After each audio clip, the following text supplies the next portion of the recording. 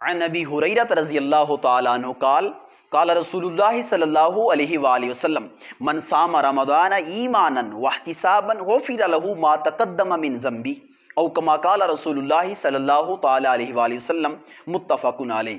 حضرت ابو ہریرہ رضی اللہ تعالیٰ عنہ حدیث مبارکہ راوی ہیں، فرماتے ہیں کہ حضور رحمت دو جہاں صلی اللہ علیہ وآلہ وسلم نے فرمایا کہ جو شخص بحالت ایمان ثواب کی نیت سے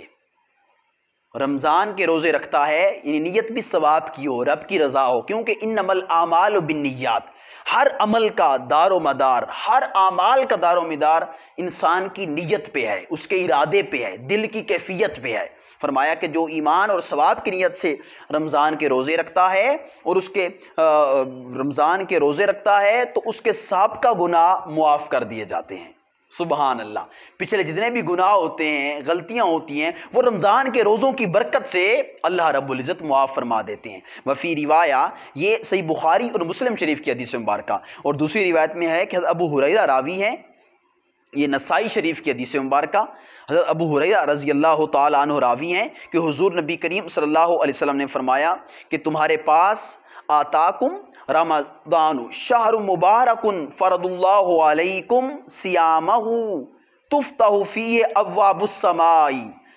فرمایا کہ تمہارے پاس ایک مبارک مہینہ آیا ہے۔ سبحان اللہ، اللہ تعالیٰ نے اس ماہ مبارک کے روزے تم پر فرض قرار دیے ہیں، اس میں آسمانوں کے دروازے کھول دیے جاتے ہیں اور جہنم کے دروازے بند کر دیے جاتے ہیں، یعنی کہ اللہ رب العزت ماہ رمضان میں جنت کے دروازے کھول دیتا ہے، اپنی رحمتوں، اپنی برکتوں، اپنی شفقتوں کے دروازے کھول دیتا ہے اور دوزخ کے دروازے بند فرما دیتا ہے۔ اور آگے فرمایا کہ اس ماہ مقدس میں بڑے بڑے شیاطین جکڑ دیے جاتے ہیں، اور آگے فرمایا کہ اللہ تعالیٰ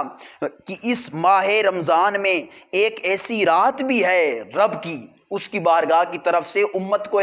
حضور کی امت کو ایک ایسی رات بھی ملی ہے کہ جو 1000 مہینوں سے افضل ہے، جو اس کے ثواب سے محروم ہو گیا سو وہ محروم ہو گیا۔ اور طبرانی کی ایک روایت میں انس بن مالک مروی ہے، انہوں نے فرمایا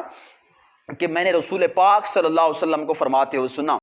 اس میں جنت کے دروازے کھول دیے جاتے ہیں، دوزخ کے دروازے بند کر دیے جاتے ہیں، اس میں شیاطین کو زنجیروں سے جکڑا جاتا ہے۔ اور آگے فرمایا وہ شخص بڑا ہی بد نصیب ہے جس نے رمضان کا مہینہ پایا لیکن اس کی بخشش نہ ہوئی۔ آقا علیہ الصلوۃ والسلام ادھر پیغام یہ دے رہے ہیں، فرمایا کہ جس نے رمضان کا مہینہ پایا بعدن لمن ادرک رمضان فلم یغفر له اذا لم یغفر له فیہ فمتا، فرمایا کہ جس نے ماہ رمضان پایا،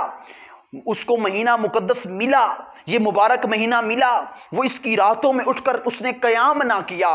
دن کو روزہ نہ رکھا، اللہ کی مخلوق کی خدمت نہ کی، دوسروں کا خیال نہ رکھا، استغفار کی کثرت نہ کی، رب کی بارگاہ میں آہوزاری نہ کی، خشیت و بکا والے، اس کی حضوری والے، اس کی حاضری والے آنسو نہ بہائے، سجدہ ریز نہ ہوا، توبہ تائب نہ ہوا، اپنے رب کو اس ماہ مقدس میں بھی نہ منایا، اپنے محبوب آقا حضور تاجدار انبیاء سے اس ماہ مقدس میں رشتہ محبت، رشتہ غلامی مضبوط نہ کیا، اپنے مولا کا سچا اور سچا بندہ نہ بنا، حضور کا سچا غلام اور امتی نہ بنا، اس ماہ رمضان کو پا کر اپنے گناہ معاف نہ کیے، اپنے والدین کو راضی نہ کیا، اللہ کی مخلوق کی خدمت نہ کی، دوسروں کے حقوق کا خیال نہ رکھا، یہ ماہ مقدس اس کے پاس آیا، اس نے غفلت میں، سستی میں، کاہلی میں اس کو گزار دیا، اس نے نافرمانی میں اس کو گزار دیا، گناہوں میں اس کو گزار دیا، فرمایا وہ بڑا ہی بد نصیب شخص ہے، وہ بڑا ہی بد نصیب شخص ہے جس نے ماہ رمضان کو پایا اور اپنی بخشش نہ کرا سکا۔ اگر اس کی اس مغفرت کے مہینے میں بھی بخشش نہ ہوئی تو پھر کب ہوگی؟ آقا علیہ السلام نے سفال فرمایا اگر اس ماہ میں اس کی معافی نہ ہوئی، جو کہ سراپا محبت والا مہینہ ہے، سراپا رب کی قربت والا مہینہ ہے، وہ سراپا بخشش و مغفرت والا مہینہ ہے، اگر اس ماہ میں اس نے معافی نہ مانگ سکا تو وہ کبھی بھی نہیں مانگ سکے گا۔ سو ہمیں چاہیے اس ماہ مقدس میں کثرت سے روئیں،